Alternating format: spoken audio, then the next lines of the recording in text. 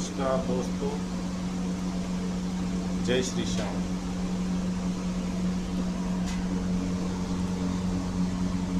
आज हम कानून पर रोशनी विषय पर बात कर रहे हैं। और ये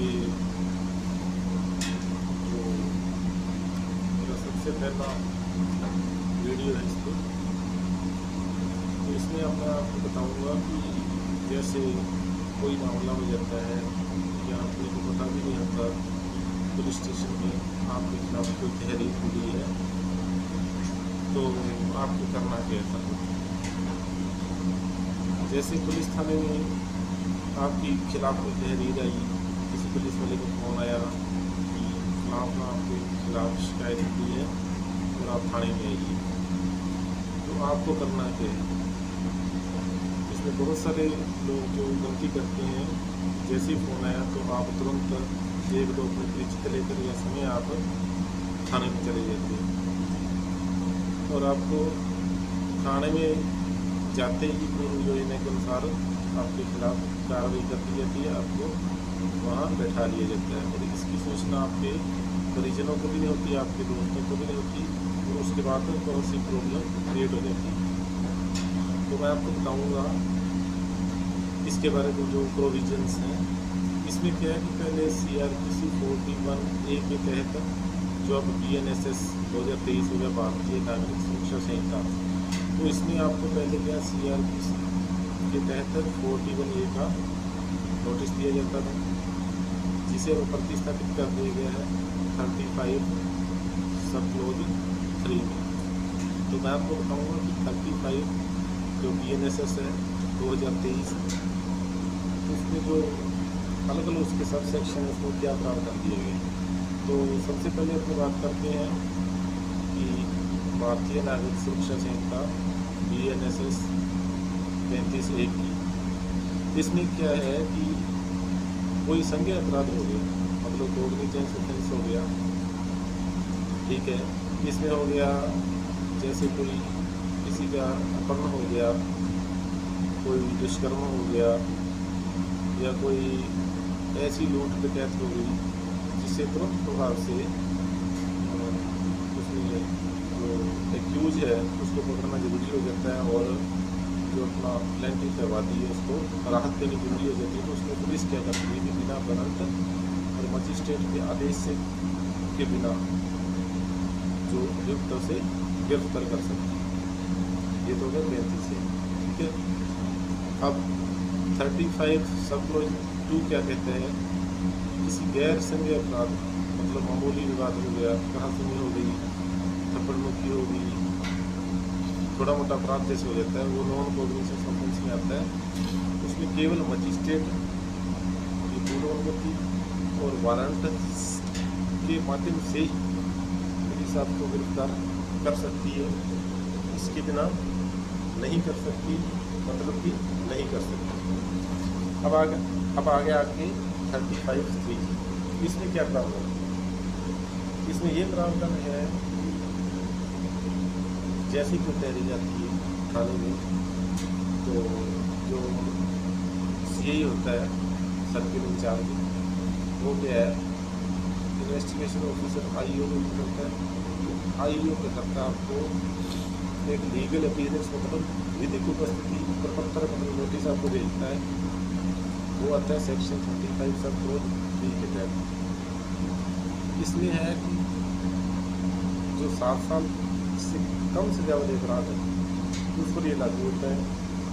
इसमें आपको जो नोटिस भेजा जाएगा वो आपको लिखित में भेजा जाएगा, हार्ड कॉपी भेजी जाएगी। उसमें नए तो व्हाट्सएप के माध्यम से और नई ईमेल के माध्यम से उसको स्वीकार किया जाता है, मतलब व्हाट्सएप और ईमेल इलेक्ट्रॉनिक माध्यम से भेजा जाता है, तो यह अवैध है। इसमें ये जरूरी है, मैंडेटरी कर दिया गया है। ये सत्येंद्र कुमार अंतिम ब्रांच CBI जो इसमें गाइडलाइन दी गई है, इसमें जो केस था सत्येंद्र कुमार अंतिम बनाम CBI, इसमें उसके बाद से लागू कर दिया गया। मतलब कि आपको सीधा थाने में नॉन कॉग्निजेंस ऑफेंस है, NCR है, तो आपको बिना विधिक नोटिस के थाने में सीधा गिरफ्तार नहीं किया जा सकता, आपको इन्वेस्टिगेशन करने के लिए ही नोटिस भेजा जाएगा। फिर आता आपका 35(4).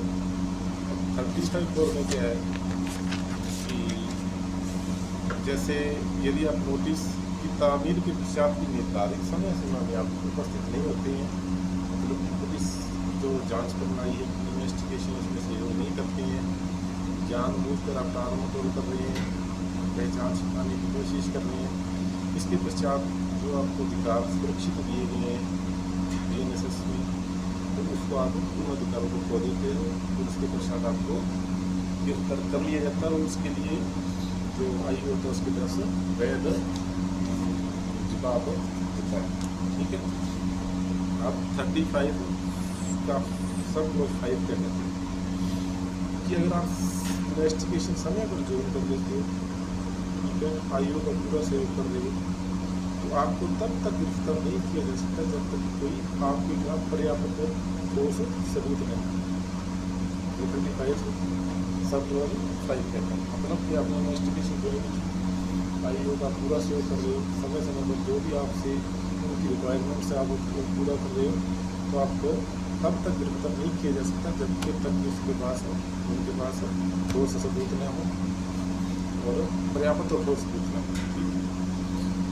अब आ गया 35(6).